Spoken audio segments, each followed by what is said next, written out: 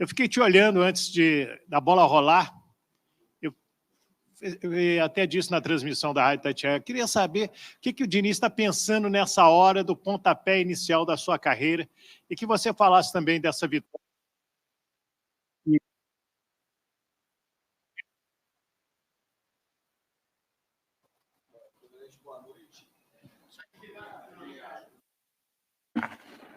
Primeiramente, boa noite. E eu, antes de começar o jogo, estava desfrutando desse momento, um momento único na minha vida e de qualquer treinador que já dirigiu a seleção. E passando aquele filme gostoso de tudo que a gente já vivi para chegar até aqui. E em relação ao jogo, acho que a gente fez um jogo muito bom, tá? Muitas chances criadas, muito impositivo. Principalmente até fazer os 4-0, praticamente a gente não tinha cedido nenhum chute para a Bolívia. Então foi uma atuação que eu particularmente gostei muito e fiquei satisfeito.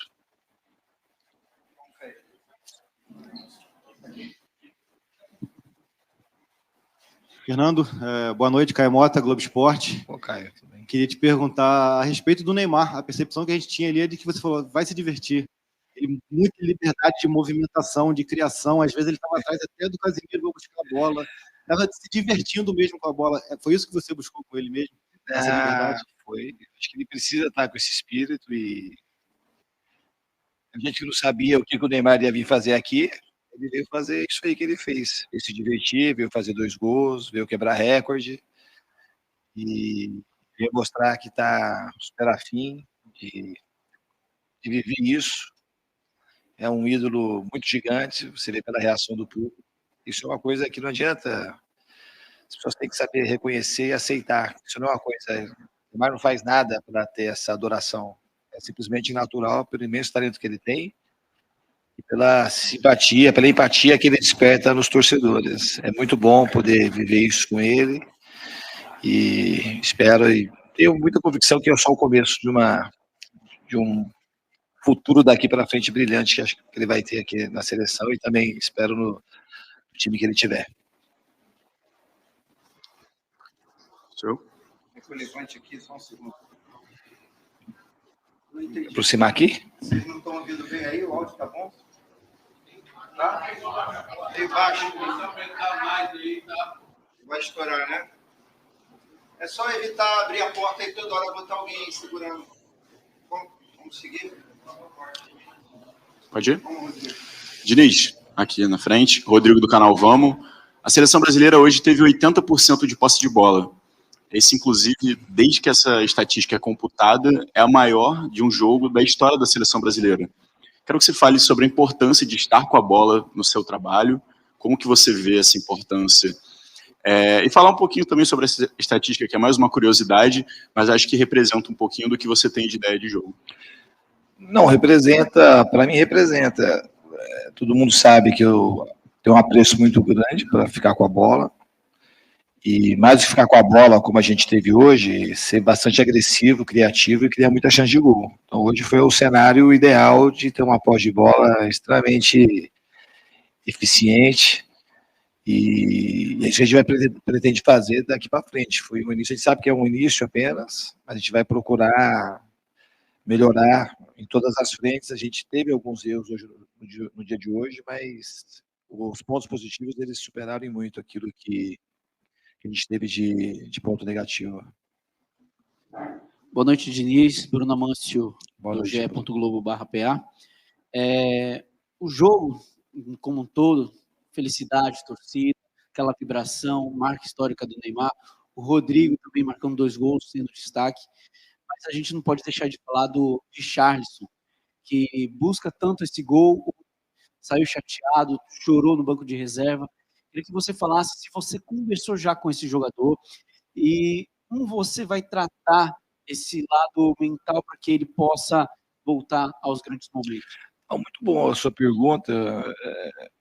Uma coisa que eu gosto muito de fazer está no lugar certo para acontecer isso. Então todo mundo já acolheu e a torcida também soube acolher o Richarlison, ele saiu aplaudido. Você já mostra o carinho e uma coisa que o Richarlison desperta no torcedor brasileiro, essa coisa carinhosa. E a gente vai fazer de tudo aqui para ele possa manter a tranquilidade, que ele é um jogador grandioso e a bola dele vai passar a entrar mais cedo ou mais tarde. Fernando, boa noite. Ulisses Gama, Boa noite. site Bahia Notícias. Parabéns pelo resultado nesse começo de caminhada. O Neymar chega hoje na marca de 79 gols pela seleção brasileira. Antes desse início de ciclo sob seu comando, teve aquela dúvida se ele voltaria a vestir a camisa da seleção brasileira. A sua conversa com ele, hoje, depois desse abraço que ele te deu e a emoção dele, que representa isso tudo para essa caminhada longa aí até a Copa de 2026. Eu acho que é simbólico e muito importante do que aconteceu hoje. A vitória, que foi uma vitória com 5 gols, pelo volume de troca de passes, pela estatística da posse de bola que o seu colega trouxe de 80%. E de maneira especial, para falar do Neymar. Você estava questionando, repito, que o Neymar, alguns assim, fazia tempo que não jogava, e ele veio para fazer isso. É um jogador que a gente tem que conversar e saber aquilo que o jogador quer, e acreditar e estabelecer bons vínculos, que eu acho que isso que eu consegui fazer com ele. O futebol a gente tem que entender que o jogador é a obra-prima do futebol. E são os grandes ídolos e os grandes heróis que desperta nas crianças o desejo de ser jogador, de querer estar perto.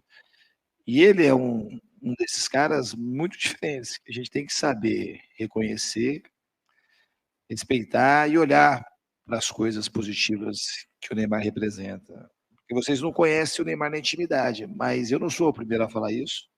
Falei isso na entrevista de ontem. E é muito bom, eu sugiro a vocês que investiguem como o Neymar é na intimidade. Se ele é um cara generoso ou egoísta, se ele é um cara bondoso ou não. Porque vocês vão ver que o Neymar é um cara que merece o respeito de todos vocês e passar isso para o grande público, porque isso só vai ajudar o futebol e vai ajudar as crianças que gostam dele. A sociedade vai ser muito legal que a verdade sobre ele ela apareça. Fernando, Duda Gonçalves, da ESPN. Oi, tudo bem? Durante toda a semana, os seus atletas falaram muito do ambiente da seleção brasileira, do astral, de quererem estar com você, estarem dispostos ao seu trabalho. E hoje a gente viu uma seleção brasileira em campo muito leve, como você citou o caso do Neymar. Como você fez isso em tão pouco tempo, 3 dias, para conseguir tirar desses atletas um pouco dessa carga e estrear tão bem com essa leveza também dentro de campo? Eu acho sim que não é como eu fiz isso. Eu já falei também na entrevista, eu peguei um trabalho muito bem fundamentado do Tite. Falei assim, tem muita coisa, ele criou um ambiente aqui da seleção muito bom, tinha uma maneira clara de jogar, um time consistente, tem uma equipe de trabalho também que ele construiu, que muita gente está aí.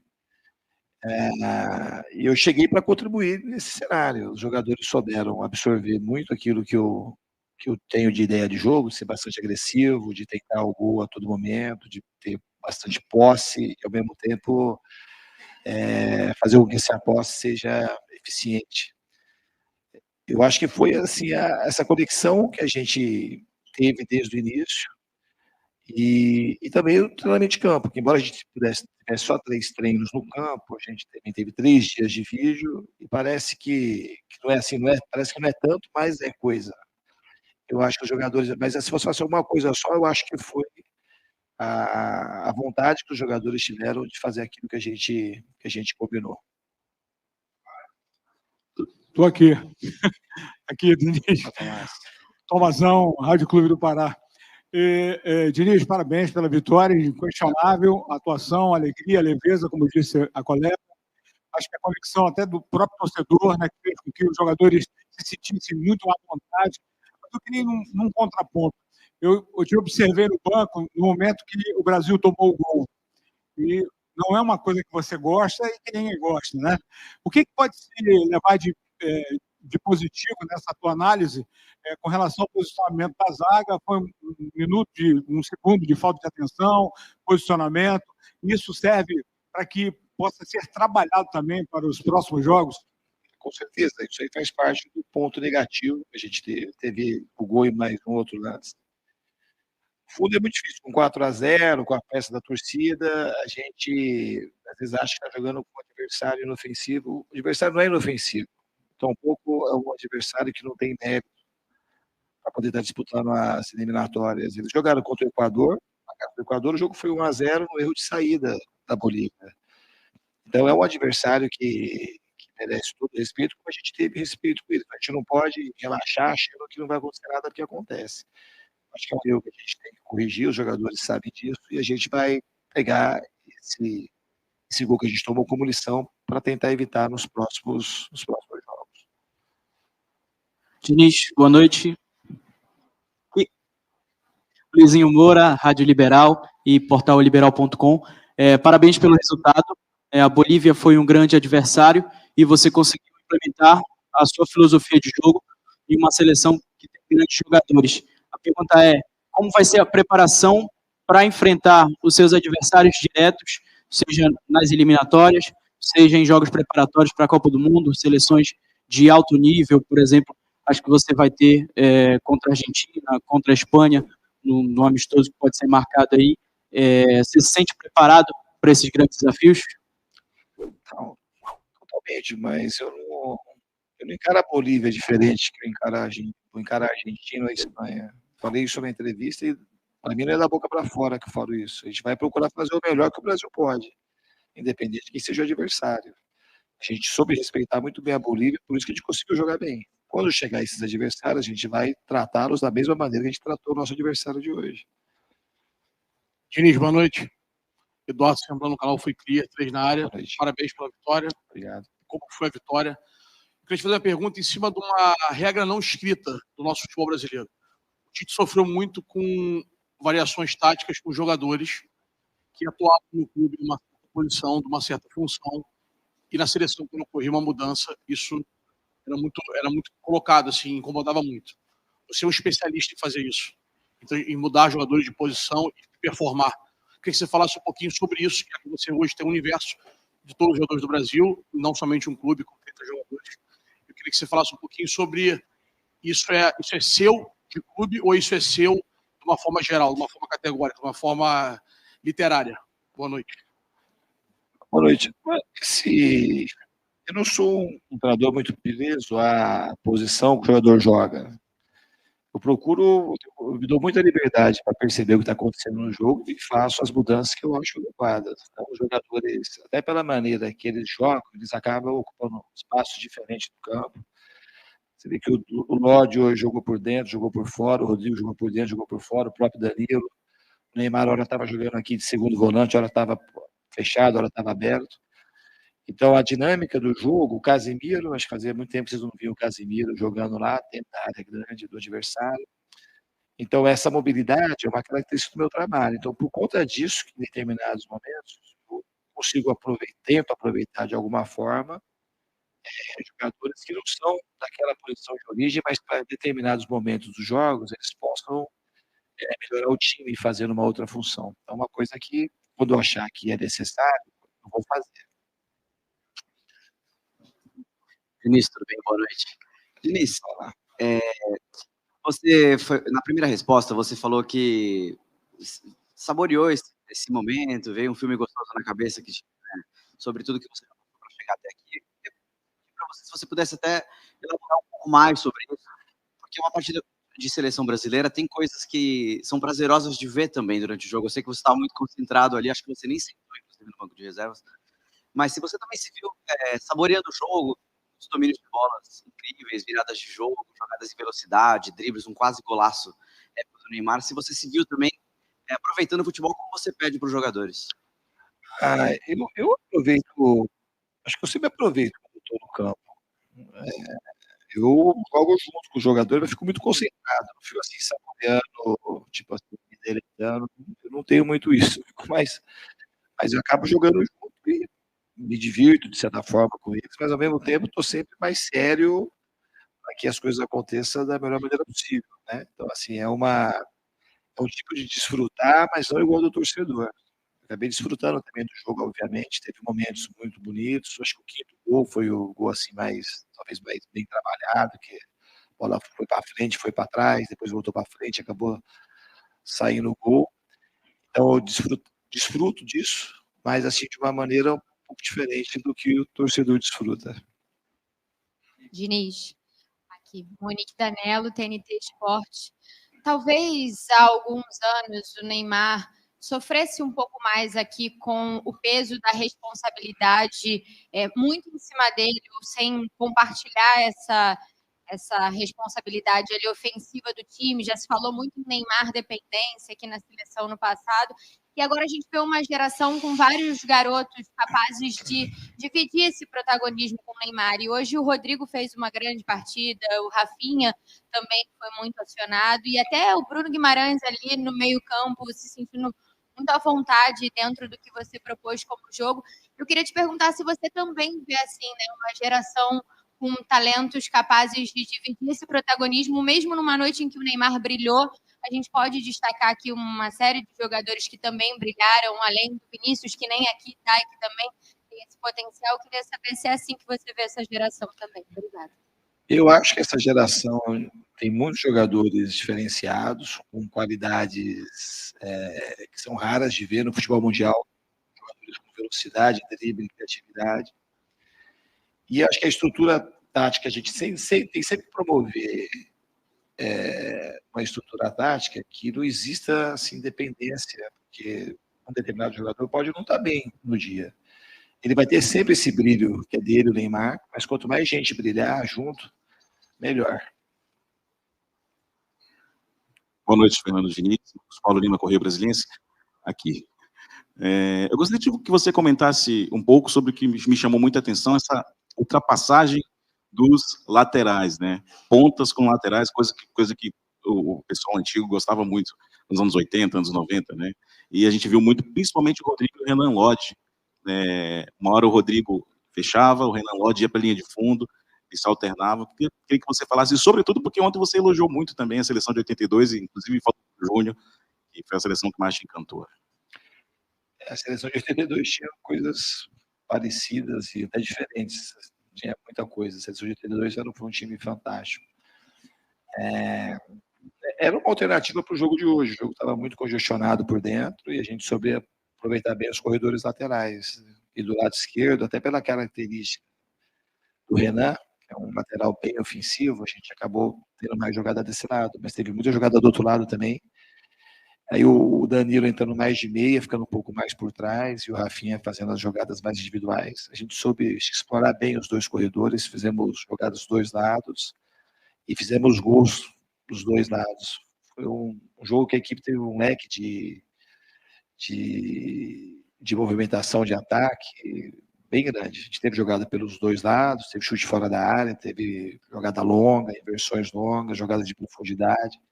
Então, foi um jogo bem interessante da parte ofensiva.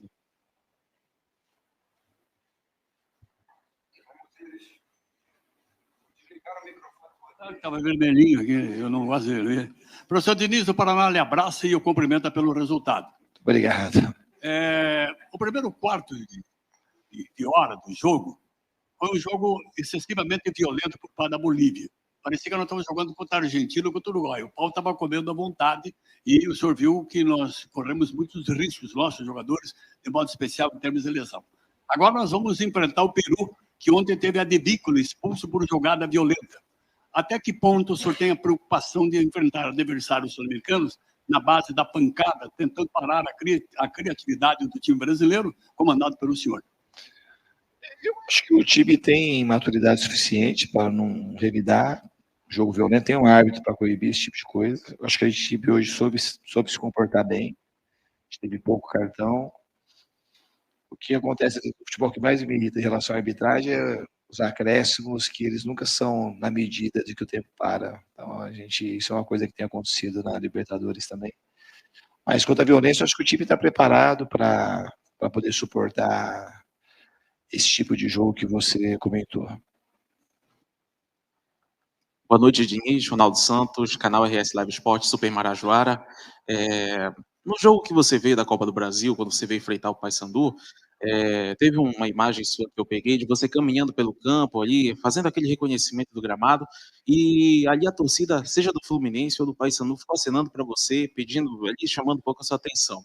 Nesses dias todos que você está aqui em Belém, e já somando o jogo de hoje, como é esse afeto? O que isso impacta dentro do elenco, todo esse carinho, todo esse amor que os torcedores paraenses deram à seleção brasileira?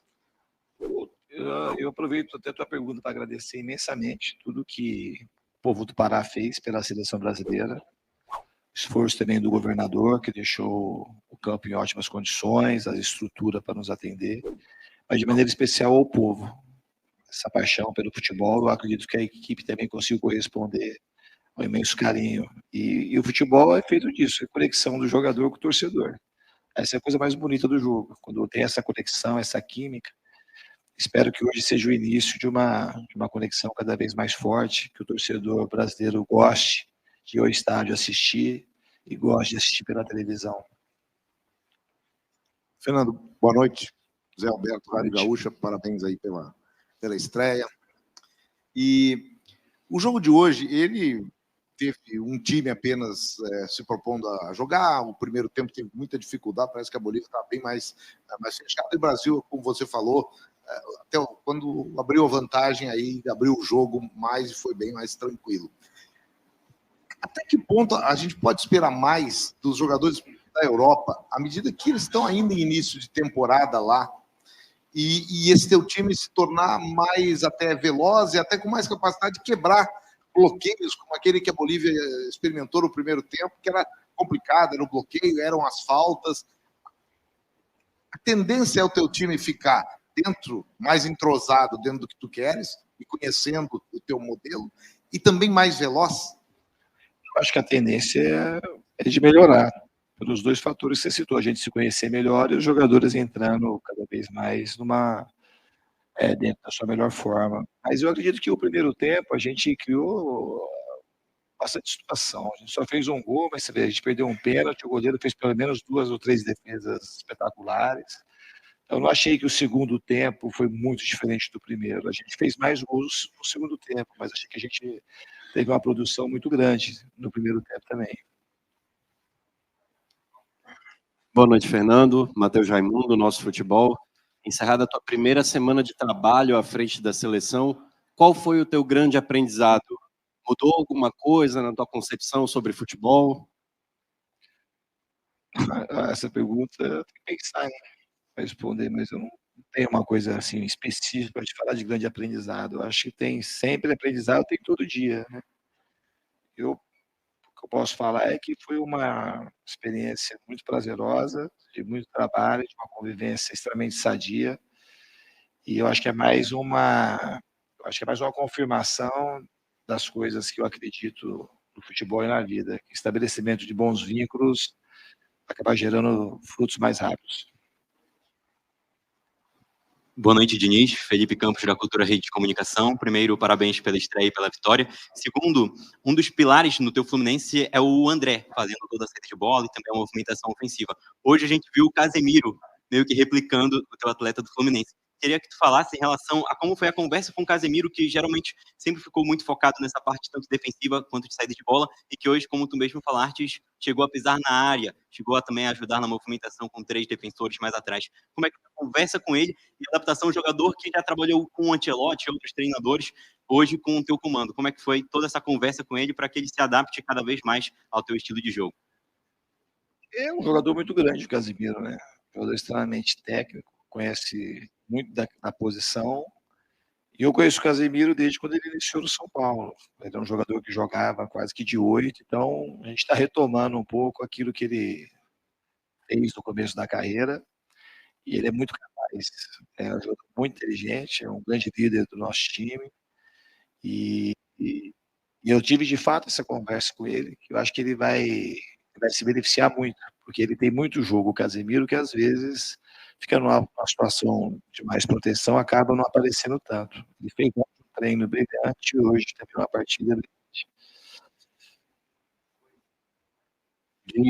Boa noite, Carlos Felipe, do liberal.com. Existe muita expectativa sobre a tua estreia. Imagino que a pessoa que estava maior expectativa é tu mesmo. Então, depois de uma estreia, depois do peso que sai das costas, né, de estrear e de, enfim, iniciar de fato o trabalho, uma vitória, com tudo isso, qual a tua avaliação e o que a gente, do lado daqui, pode esperar do Diniz a partir de agora?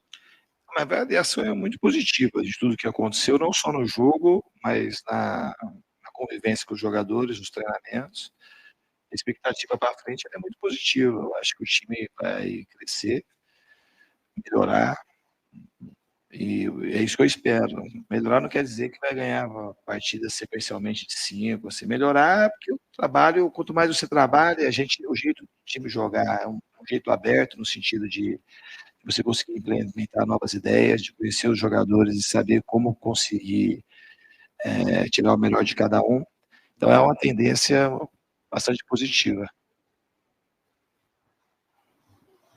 Aqui, Diniz, boa noite, né? Parabéns pela vitória. Diego Beckman, Diário Online, Diário do Pará. Diniz, você olhou alguns momentos do jogo, bastante emocionado perante o público, o carinho do povo paraense, e ao mesmo tempo o futebol brasileiro vem sofrendo com problema de gramados, né? Alguns jogos aí do brasileiro mudando locais, e o Mangueirão oferecendo uma infraestrutura, né, de dar inveja. De repente pode sugerir para o Fluminense jogar aqui no Mangueirão, né, aproveitar o ganso. E eu queria que você falasse também, Diniz, sobre o Bruno Guimarães, né, que foi campeão olímpico, né, e já começando essa transição já para essa Copa do Mundo de 2026. Muito obrigado. Eu já falei um pouquinho antes que assim, eu tenho que agradecer, que de fato foi um esforço muito grande. O estádio atendeu a gente completamente, as expectativas, gramado e também as instalações. Dá os parabéns aí para o governador. E qual que é a outra pergunta?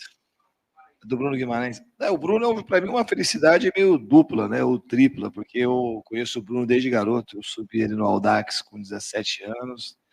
Depois eu acabei ajudando ele na ida para o Atlético Paranaense. Eu o reencontrei no Atlético Paranaense.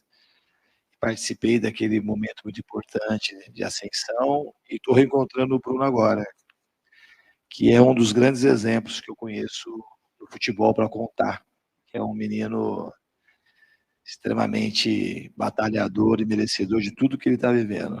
É um cara que, eu costumo dizer que se ele não fosse jogador, ele podia ser médico, advogado, qualquer coisa, ele ia ser bom naquilo que ele se propusesse a fazer. Diniz, aqui por gentileza, desde já boa noite, um grande abraço para você. Parabéns, porque sempre se diz, né?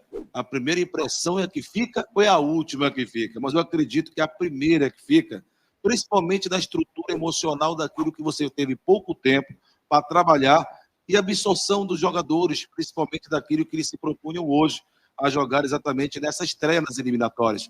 Quer dizer, houve uma sinergia entre daquilo que você falou com os atletas que absorveram, que apresentaram dentro de campo?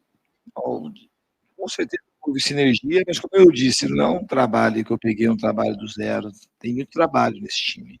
Os jogadores, tanto nos seus clubes, como o trabalho que eles fizeram aqui na seleção, principalmente com o Tite nos últimos 6 anos. Então, e tem essa minha chegada aí desses 3, 4 dias, que eu acho que eles conseguiram aproveitar muita coisa que a gente fez no treinamento. Então, os jogadores estão de parabéns.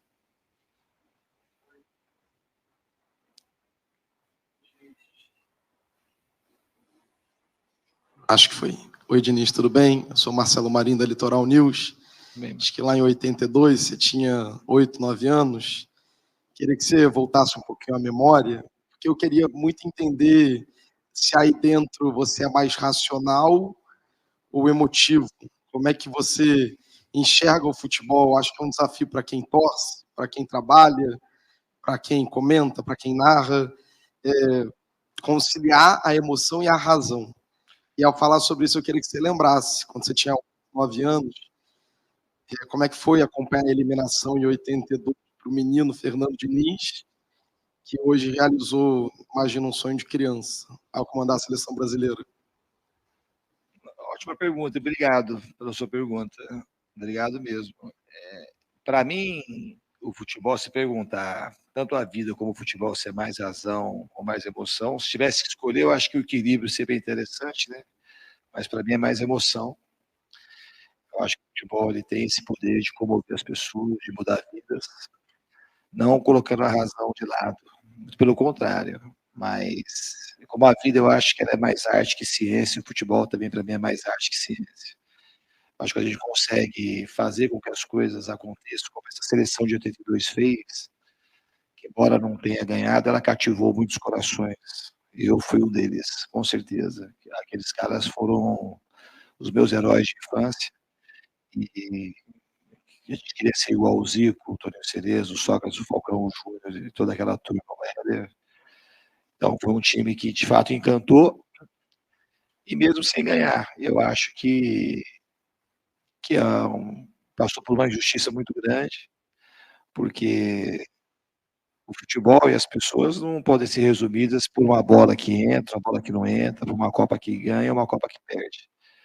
Nós tivemos um dos grandes gênios do futebol mundial, que foi o Zico, naquela seleção, entre tantos outros. Então ela marcou uma geração, você pode ter certeza que ela despertou o desejo de muita gente querer ser jogador de futebol e gostar de futebol ao redor do mundo. Então ela cumpriu muito bem o seu papel por conta das emoções que ela despertou em muita gente.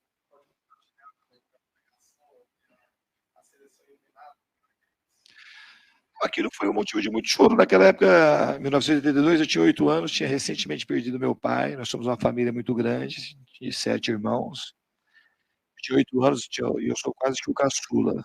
Então, era uma época que a gente pintava as ruas, a gente desenhava os jogadores nas paredes.